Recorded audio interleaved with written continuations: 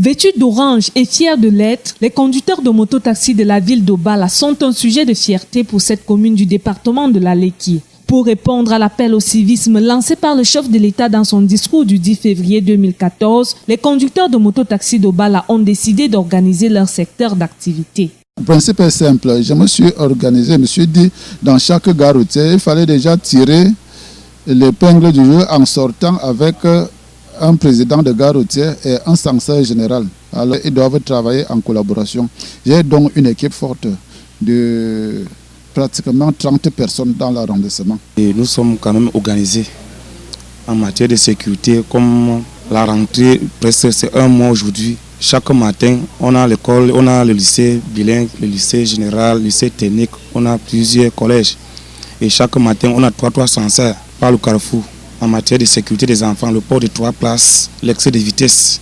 Si tu as 3 places, on te prend, on décharge une place, on met sur une automoto. Il y a ceux qui sont un peu délinquants, on parvient seulement à s'en sortir avec eux. On prend la sécurité des clients et le gilet que nous portons, c'est ça la sécurité des clients.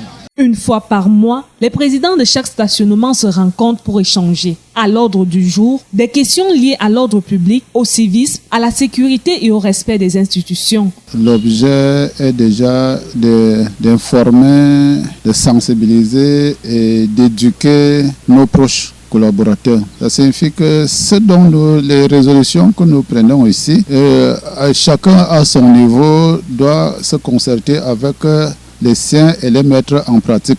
Et nous sommes aussi en aide des policiers et les gendarmes qui nous secourent, qui ne laissent pas que nos collègues essaient un peu de nous intimider. Parce qu'il y a certains qui arrivent, quand tu demandes le gilet, ils vont se bagarrer avec toi. Quand il y a un gendarme, il te secourt, il vient à ton aide. Dans leurs efforts citoyens de participer au développement de la commune, les conducteurs de mototaxi d'Obala rencontrent malheureusement de nombreuses difficultés liées au manque de considération et à l'enclavement de la ville. On a tous les problèmes du monde, nous ne sommes pas valorisés. Par exemple, on nous impose l'impôt ici à 4500. Aucune route n'est travaillée dans la localité d'Obala. Ce qui nous tue d'abord, nous n'avons pas d'abord des petits routes des sous-quartiers là. On va partir comme au quartier chauffeur, comme ça c'est la merde même quand il pleut même.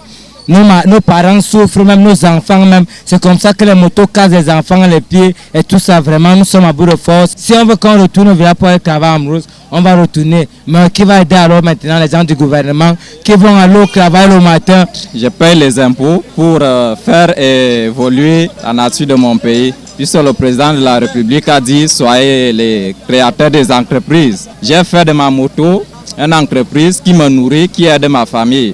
Mais en ce qui concerne le développement rural dans mon site, sur lequel je pratique mon métier, tout est à l'abandon. Ayant du mal à joindre les deux bouts, ces contribuables à part entière invitent le maire d'Obala à se souvenir de ses promesses à leur égard. Nous demandons à notre maire qu'on soutienne depuis et qu'on supporte de ne pas nous égarer puisque nous sommes abandonnés. Ils sont dans leur voiture qui coûte exagérément cher. Bon, si c'est les cassis, ils ne ressentent rien. Mais nous les pauvres, on souffre. Ce que nous on peut demander seulement au président vraiment de nous arranger les petits roues des quartiers là. Nous sommes derrière le président, mais nous savons que c'est les alentours du président qui nous fait du mal, mais ça va aller. Soutien des autorités ou pas, les mototaxis d'Obala restent déterminés à sortir leur activité de l'informel. Un exemple à copier dans les grandes métropoles.